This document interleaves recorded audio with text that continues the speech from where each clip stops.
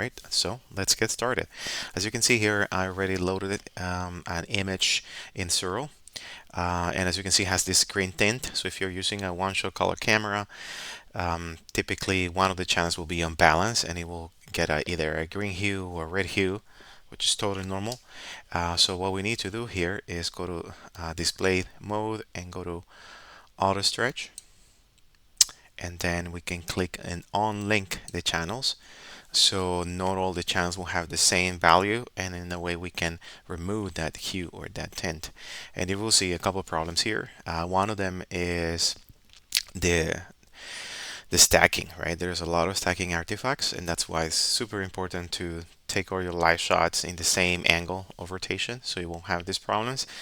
It doesn't it doesn't make a big issue here. It's not a big issue here because the image is small, right? The galaxy is quite small. However, if this was a nebula or something, then you may have parts of the nebula on this quadrant here or at the bottom, and you will need to crop it out, which is definitely unfortunate. All right, so what we need to do here is try to crop it, right? So what we need to do is click and drag a rectangle selection area. That looks pretty good. If by any chance there's something else that you need to include, Cyril has a new option now, crop and rotate. So in that way, we had this menu, new menu, and you can slide the selection that you made and frame it differently, and then you just click on crop. Right? In my case, I don't need to. That looks pretty good. So I'll just crop it normally.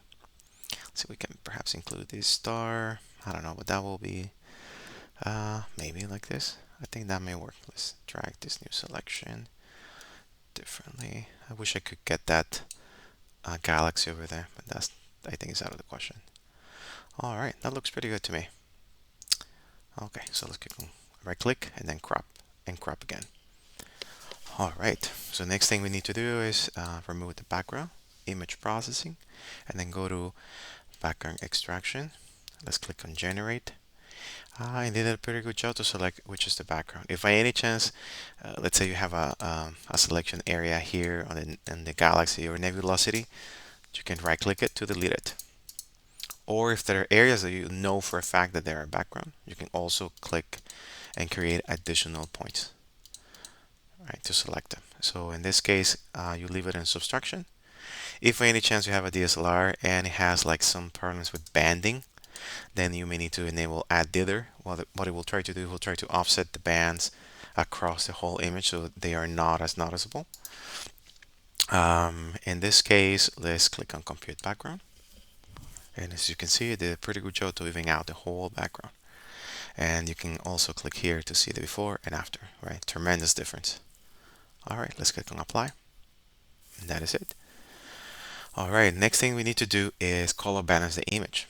And Cyril has some really cool tools to do so. So let's go to Tools, Astrometry, and Plate Solving. Why are we doing plate solving first? Is because we want to use accurate colors for the next step that we're going to use. I'm going to talk about it a little bit later. So in here, in this menu, you will need to enter the catalog name or the common name of the object that you have in your image, or you can enter the coordinates. If you are using an astronomy camera, you may also have that information on the FITS header. You might be able to get that information here. However, in my case, I don't have it. And sometimes, even when I have FITS file, it doesn't read it. Not sure why. So in this case, we can just enter the name, M51, and click on Find. And there it is. And that will populate the coordinates. You will need to enter the focal length of your telescope or camera, and as well the pixel size of the camera. In this case as well, if you drizzle your image 2 times or 3 times, you may also get errors trying to play solve it. If that is the case, you will need to double either your focal length or your pixel size, no both, so they will match the new resolution of your image. So keep that in mind for any chance you get errors that the image cannot be solved. So let's click on OK. You will see here in the console that is connecting to the server, trying to match it. And you can see here that it was able to plate solve it. Okay, so the next thing that we need to do is color calibrate our image. So in order to do so, we need to go to image processing, color calibration, spectrometric color calibration. And that's why we needed to place all the image first, because what this will do, it will connect to the Gaia server and it will download the spectral image, no, not the image, sorry, the spectral data of the stars that are in our field of view for this particular image, and it will balance that, use them to balance the color of the image and the background. So if the stars have like a funky color or something doesn't look right in our target, then that should be able to fix it. So in order to do that, we need to select, first of all, if we have a one-shot color camera or a mono camera. Let's start with one-shot color. So from here, you will need to select the sensor of your camera if you have a DSLR. If your sensor is not here in this list, you can just pick the closest one that you can find. As well, you need to pick the filter that you are using, or no filter, right? Or UV/IR, depends. And as well, if you're using a dual color filter, you will need to click on this option. If by any chance your filter is not here, of course, you need to click on this option. And then in here, it will automatically enter the wavelengths that is letting light through. If these match, that's perfect. If not, you will need to enter manually from the technical specifications of your filter, and as well the bandwidth. In this case, I'm not using a narrowband filter, so I'm going to uncheck that option. And as well, you can correct for atmospheric conditions. In this case, you will need to enter how many meters above sea level. You can look that information up on Google for your specific location. And same thing with the pressure. It's a little bit higher where I am. Um, and so this whole thing, the sensor data, the filter, and the height of your location will help to calibrate the color balance of your image. So it makes it very accurate at what the colors should really look like. So in this case, I've tried already, and the Gaia catalog, the online right now is under maintenance, so it doesn't work. However, I've downloaded all the information to have a local catalog, which make also the process very fast. Previously, it takes like about 2 or 3 minutes if you do it online, but in local, it's pretty fast. So then just click on OK, and then that will you can see here that it completed already, and it will create this plot. So it will tell you which stars follow closer to the middle, to the median, right? And then it will use that as the value to calibrate the color balance. So if we click on close, what this will do, probably it didn't change much as you were expecting. There are some images that definitely will change more, but here it didn't change too much. However, what it will do as well, it will allow us to link the channels now. And this is what it should really look like. I don't know if you noticed the shift. This is link on link that we had before. It has like a green hue or tint, but if we link them, it now has this beautiful blue color that we know from M51. So we're definitely very, very close to the end now. Now the last thing that we do is stretch the image. There are some easier methods via scripts, but I'm going to use only what Siril has by default. So we're going to go to image processing, stretches, generalized hyperbolic stretch. This one is a little bit tricky because I've tried it in the past for some other images, and it's hard sometimes to try to find a way to stretch it properly, and in some others it's much easier. So we're going to find out how it goes in this particular image. And if by any chance you make a mistake, you can always reset it and start all over again. So let's click on linear because that's what we want. And then let's start with a stretch, right? You can see the curve here, and little by little, more and more is coming out, right? More and more is coming out. See, that looks pretty good.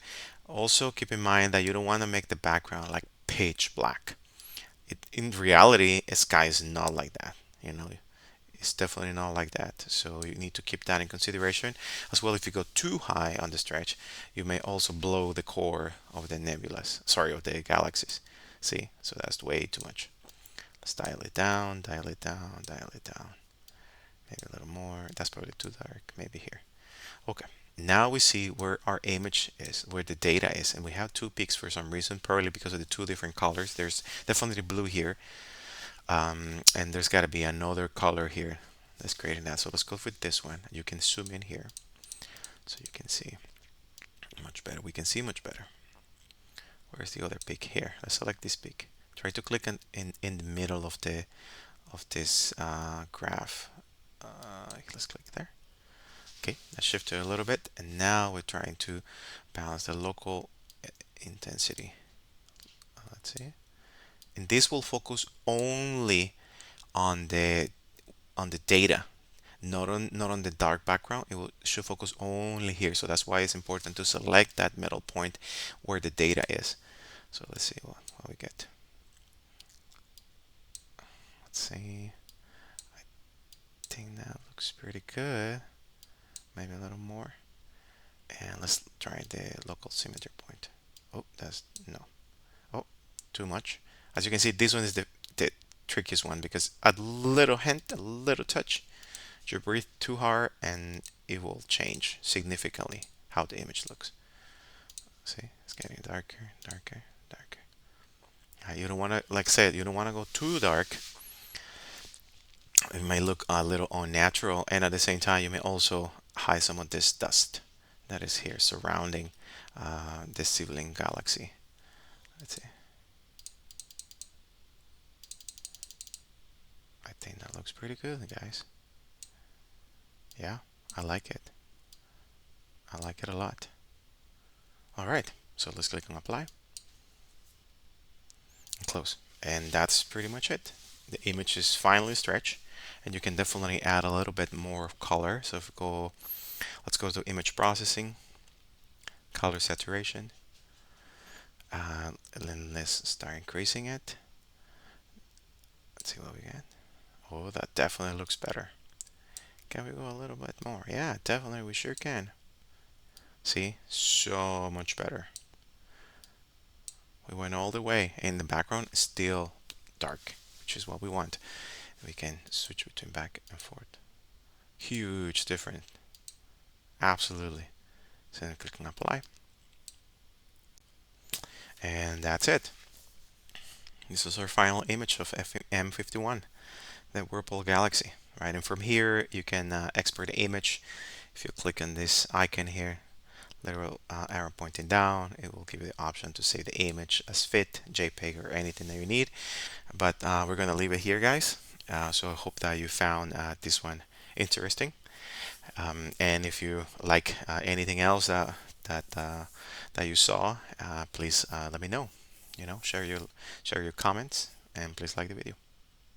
Bye for now.